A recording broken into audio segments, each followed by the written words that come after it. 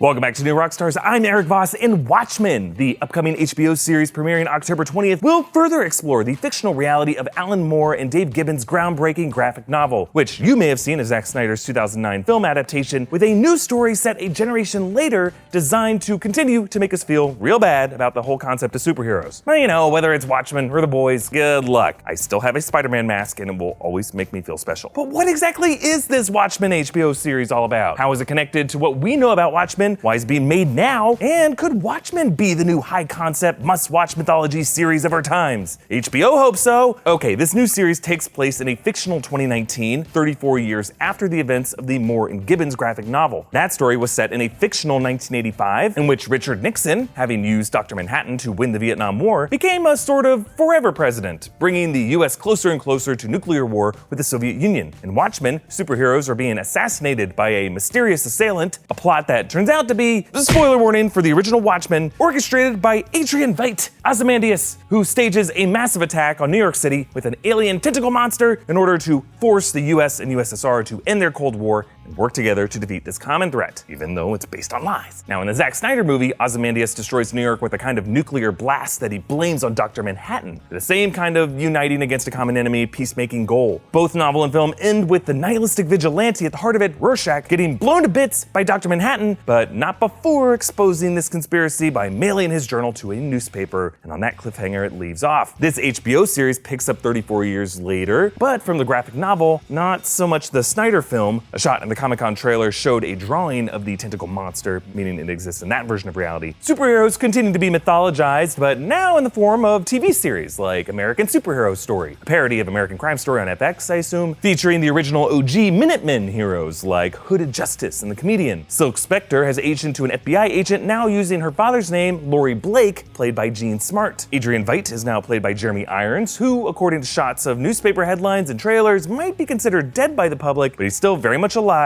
watching from his big mansion homes and digging into brightly colored cakes. Rorschach's journal, it appears, has gone on to inspire a cult named the Seventh Cavalry, who wear Rorschach-style masks and release anonymous-style videos where they quote Rorschach's famous line. The 7th Cavalry is a U.S. Army regiment famous for Custer's last stand. Perhaps this cult sees Rorschach as their Custer, a martyr who died serving some noble cause. This cult has organized a widespread home invasion attack on police, and that has inspired the police, led by Don Johnson as Chief Judd Crawford, to wear masks to conceal their identities and protect themselves and their families. Most of the cops wear yellow masks, but in the trailer footage you can also see some of them wearing like animal masks, a panda mask. So now, pretty much everyone is wearing a mask. Blurs the line between hero and vigilante and reflects all kinds of social themes in America in 2019 that I can't wait to have screamed at me from the comment section. Regina King stars as Angela Abar, who also masks herself. Tim Blake Nelson plays Detective Looking Glass. He wears a shinier mask. In the past trailer, he eats beans right out of a can, a reference to Rorschach doing that. And his name, Looking Glass, could be a nod to showrunner Damon Lindelof's past series, Lost, in which the Looking Glass was the name of one of the Dharma stations of the island. And Andrew Howard is playing another masked crime fighter named Red Scare. Now, this series is set in Tulsa, Oklahoma, which might give us a clue about this world. Like maybe after the New York attacks, the American population has decided to move away from the coast to more inland, landlocked cities that are better protected from external threats. But Tulsa as a setting also has some historical significance. According to the trailer footage, this series also appears to be exploring the dark history of the 1921 Tulsa race riots, in which the most prosperous black community in the country was firebombed and destroyed. Honestly, it's one of the most horrific episodes in US history that not nearly enough people know about. But again, Watchmen takes place in a fictional history, one that in the graphic novel begins with World War II, but might go back further in history to the 20s. Louis Gossett Jr. plays Will Reeves, who might have some connection to that history. In the present day of this fictional history, Robert Redford has been president since 1992. Redford is playing himself as president in the series. In the original Watchmen, Nixon abolished presidential term limits, and for the series, a newspaper headline shown in the trailer suggests that Redford will not seek another term. And this America, by the way, has a flag with 51 stars because in the graphic novel, after defeating Vietnam, they made Vietnam the 51st state. Sorry, Washington, D.C. and Puerto Rico. Dr. Manhattan is also very much part of this story. After the events of the original Watchmen, he went off-world, living on Mars, making plans to experiment with life in other dimensions. In this series, there's a round-the-clock video stream of Dr. Manhattan on Mars and parades for him back on Earth. In the Zack Snyder film, Manhattan allows Ozymandias to turn him into this worldwide pariah and scapegoat him for the New York attack, though in the graphic novel, he remains an impartial controversial god figure whom some worship, some just don't trust. The past trailer for this series shows him returning to Earth clothed, though this is HBO. They could probably get away with that Snyder full frontal. But it remains unclear what role Dr. Manhattan will play in this new series. Assuming society becomes too unstable, he may just come down to intervene.